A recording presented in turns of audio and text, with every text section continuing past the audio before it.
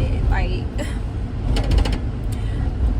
I record a lot in my car, and then I listen to the playback.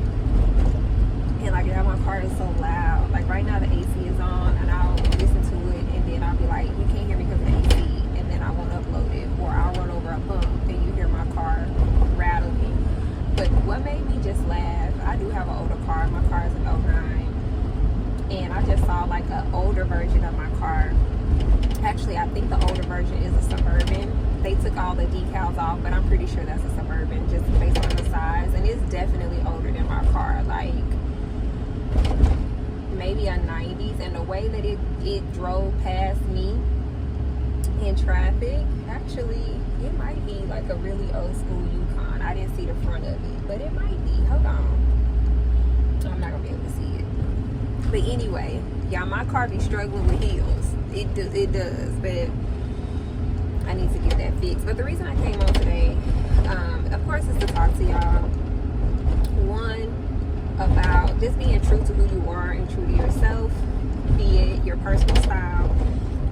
I love when I go out in public and I see women wearing their own style. I saw this lady and she was so cute. Like, she had on like a yellow hat and yellow socks, and she was wearing athleisure wear, but she made it her own, and I just really love to see that.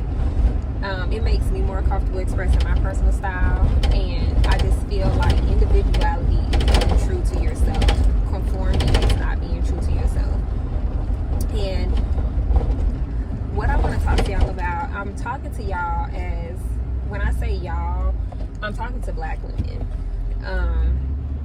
I even talked to ChatGPT about this because I wanted to like process my thoughts, and I might come back on and do like a part 2, but this is the intro, so I'm just gonna jump in. So I was watching this lady here on YouTube. I'm not gonna say her name because I don't want to make it seem like I'm gossiping or I'm not minding my business, but yeah, I don't be minding my business, but I don't want it to seem like I'm gossiping or I'm judging, like casting judgment or any aspersions. I don't know why that word popped in my head, but I was watching this lady's channel, and I've watched her on and off for years, and she's had a lot of loss in her life. And she kind of mentioned how one of her friends was reaching out to her for help, and she was helping the friend as best she could. But the way she said it, no one knows how this friend passed away, but just kind of the way she was saying it, I feel like the friend committed suicide. And and it kind of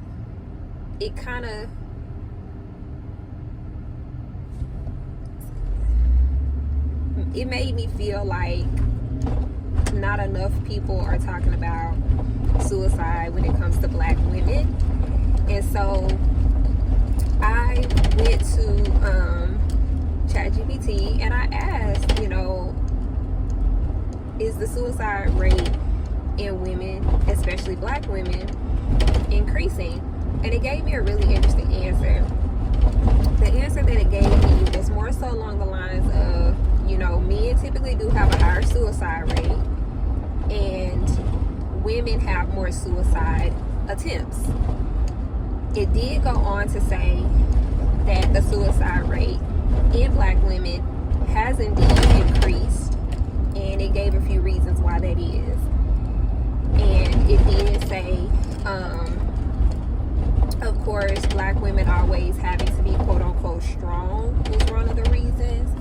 It also stated how Black women are born into like systematic oppression, and how just not having the will or the fight to go on increases the numbers.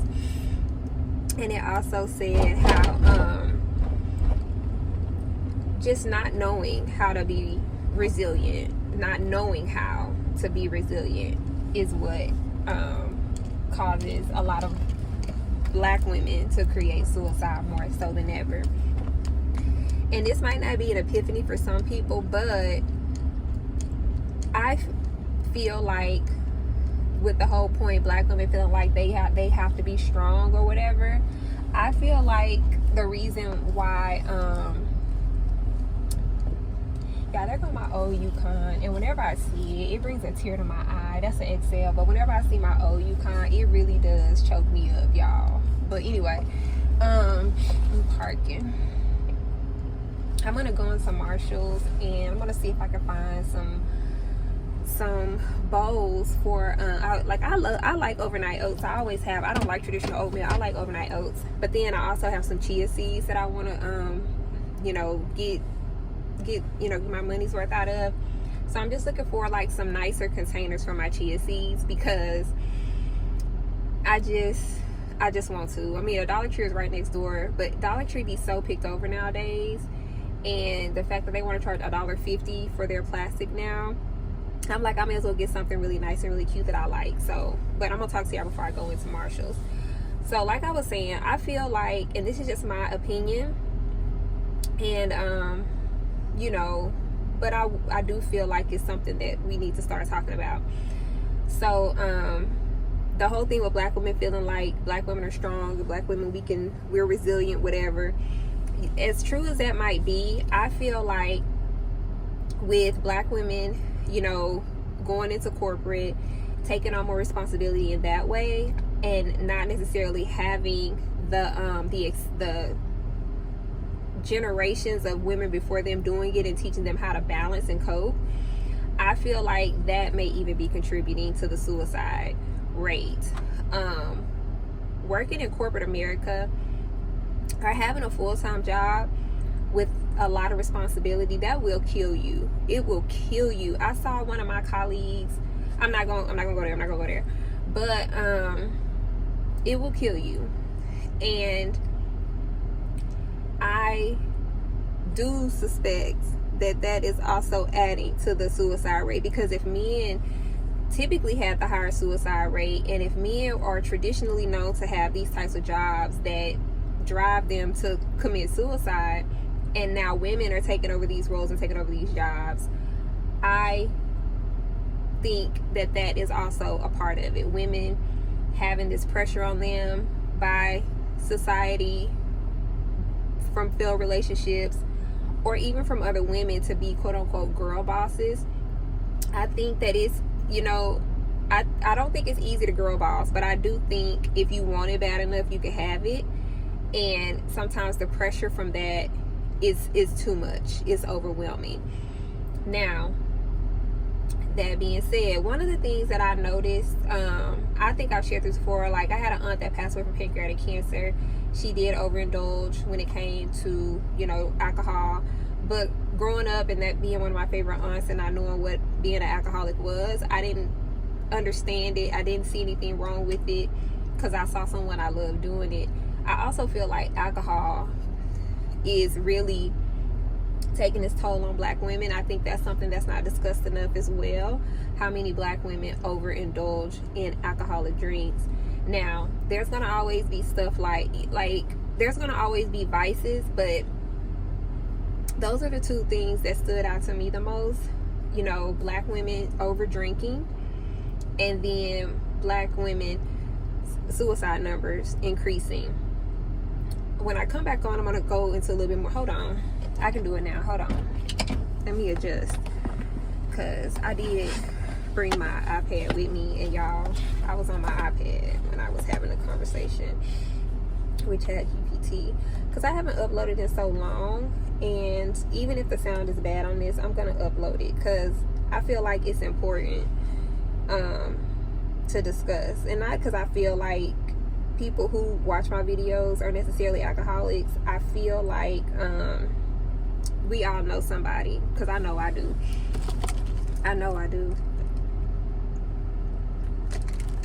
Hold on. So I asked the question. I said, are more women committing suicide as societal norms change? And this is the interesting part. It says suicide rates among women are complex and vary by region, age, and race. Historically, men have higher suicide death rates, while women attempt suicide more often, meaning they attempt it and they're not successful. A pattern that's been fairly consistent globally. However, changes in societal norms, women working outside of the home, rising stress, social media, and mental health stigma can impact these numbers. I feel like in the Black community, mental health is frowned upon, it's not acknowledged, it's not taken seriously. Meanwhile, there was a huge movement, I think in like the late 60s and the 70s, where white people were going to the therapist upon being encouraged, and a lot of Black people were not, for understandable reasons. But I just want to put that out there.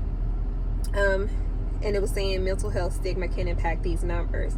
In recent years, there has been an increase in suicide rates among young women, especially teens and those in their 20s, a rise in anxiety, depression, and burnout, linked to social media pressures, trauma, and shifting roles, career, family, and identity. We're not going to talk about identity because then we'll be here all day. I have a huge issue with that as well. But remember, I did at the top of the video kind of touch on having your own individual style and personality and not looking at other people to define who and what you should be or look like. But let me get back to this. The second point I asked, are more Black women, or the second question I asked, are more Black women committing suicide? The response that it gave me, it said, this is an important and under-discussed issue. Agreed. Traditionally, Black women had lower reported suicide rates compared to other groups, but recent data shows a concerning rise, particularly among young Black girls and women. Y'all, 30 is still young, 40 is still young. Although, did y'all know you qualify for age discrimination if you're over the age of 40? But that is still young in the grand scheme of life.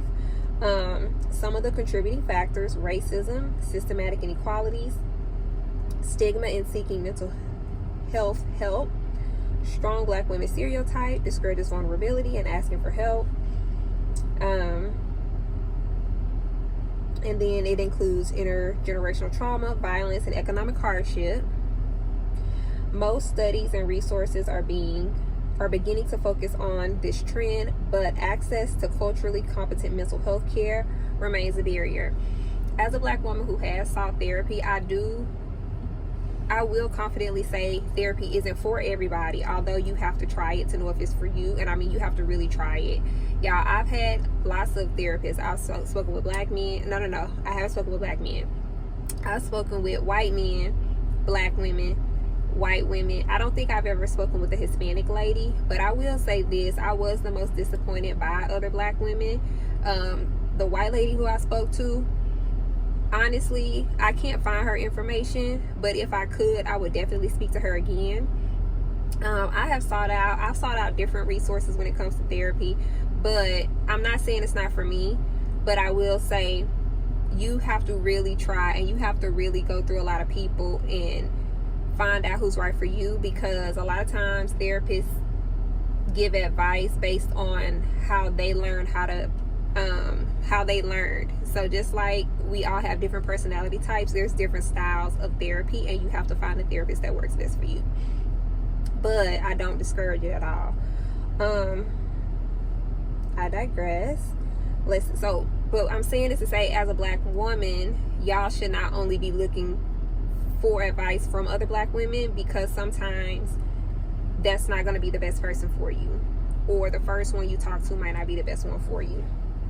My third question that I ask is, why can some people keep going when others succumb to pressure? The girl on YouTube that I was talking about, I feel like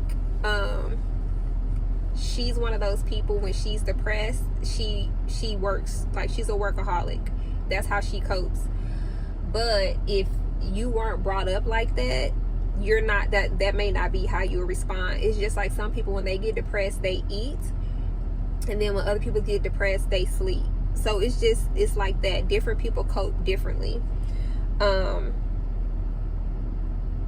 Why can some people, another thing. So it says resilience is not a fixed trait, it's shaped by many things.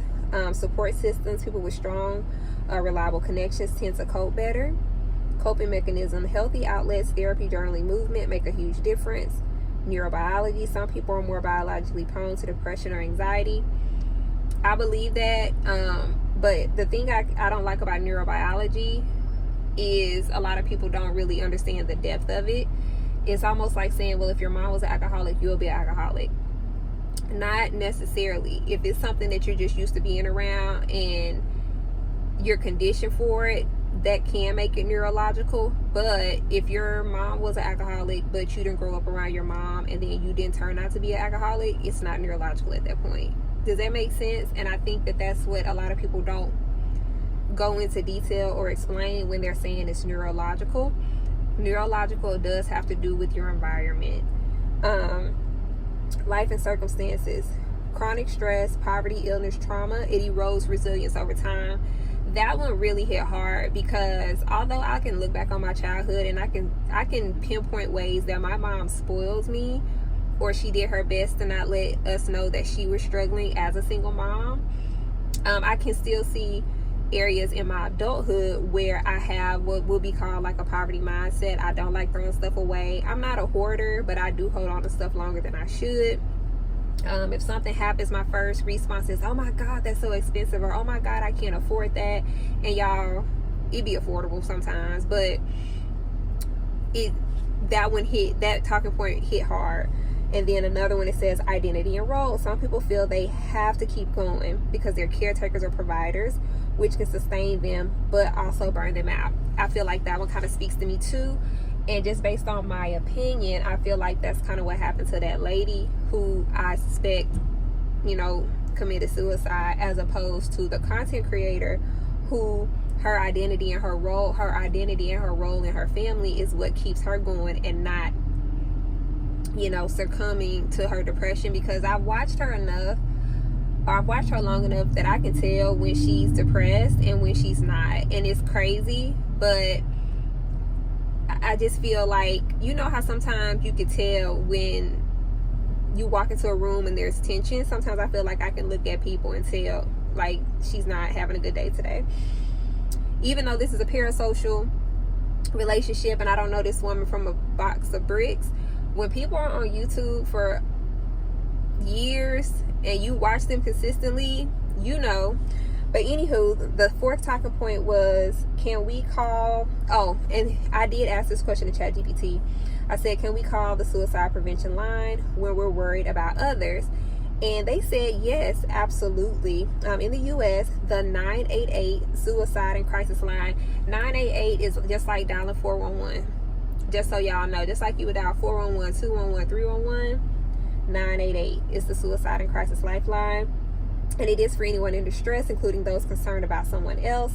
You can call or text to talk about your own feelings, to ask, what do I do if I think someone I care about is suicidal, to understand how to approach someone you're worried about, even to debrief after someone has passed. You don't have to be in crisis, y'all. You don't have to be in crisis yourself to call. The line is confidential and supportive. And ChatGPT ChatGPT is a large language model. So it takes your words, it puts it in a database, and based on your words, it gives you back information based on how a conversation should flow, right? If someone was actually listening to you, these are some of the things that they would say. And then it also has a responsibility to identify certain things and, provide information based on that. I remember one time I was just like yapping about something I saw in a movie, and it was like, hold on, what's going on? And I had to let them know, you can respond to this. It's not a threat or a danger to anyone else. But it said final thoughts. It said what you've described, and then it says excuse me, let me see if this tells too much. It says, what you described, a friend seeming exhausted from always giving. Okay, yeah, because what I said to chat was, I feel like the friend that ended up possibly committing suicide was asking for help, but the people that they were asking for help didn't recognize the type of help that they were really asking for, which is what prompted them to, which is brought up the whole thing, can anyone call the suicide hotline, even if it's not for them? So it resurfaced on that, and it did give me a compliment. It said, your awareness, even if it's just observation from a distance, is meaningful. If this is weighing on you, it's okay to seek support for your own feelings too. feeling helpless after witnessing someone's pain, even from afar, is valid and deserves care. That's the thing right there. I think a lot of people feel like because it didn't happen to them, or because they couldn't do anything about it, that it doesn't affect them, and it does. That is what being empathetic is, right? It's when you see something happen to someone else and you feel it like it happened to you. Or even that's what sympathy is. Like, you know that something that somebody is going through, or something that somebody went through, was jacked up, and you're trying to process those emotions. So I'm gonna leave it here. 20 minutes, y'all. I'm gonna leave it here. But I did just want to record this video, and I did just want to say that because as a black woman, I see it in other black women, and to me it is something as small as you see someone, and on any given day they're polished, they're put together, and then you this person, and then you look at them one day and you know that something is off. And I know that sometimes we don't like to pry because, we want to mind our own business and things like that. Or people don't like to share because they don't want nobody talking about them or whatever. But when you notice something in somebody, just pay attention. Find ways to connect with them without, being in their business or anything like that. And people always be like, check on your strong friends. Yeah. Check on all your friends, because it really is something as small as, you're used to seeing them be upbeat, but that opens a whole nother can of worms, because sometimes people will be overly chipper and they're depressed. So if anything, just learn more about what depression looks like, what anxiety looks like when you're a victim and you don't even know you're a victim, because being born into poverty doesn't necessarily make you a victim, but it does kind of put you in a situation where you're not going to have the resources, or sometimes even the knowledge to know how to get out or to kind of overcome that. A job will definitely help, but sometimes you don't have the will or the resources to get that job you want because of the situation that you're in. I'm referring to a job because I can say having jobs truly has saved me from a lot of situations. And even though, y'all, I be wanting to, it's not like even though I want to, I'm gonna be honest, even though I want to be further in my career, and because I'm not further in my career, it makes me want to give up. I tough it out. I don't give up because I would like to be further in my career, but that's my bag, right? But anywho, I'm gonna go ahead and leave it here. I hope this wasn't too heavy, but I also hope it helps someone. If you want to talk about it, we can talk about it in the comments or offline. But y'all take care of yourself and each other, and until we speak again, bye. Like, comment, and subscribe.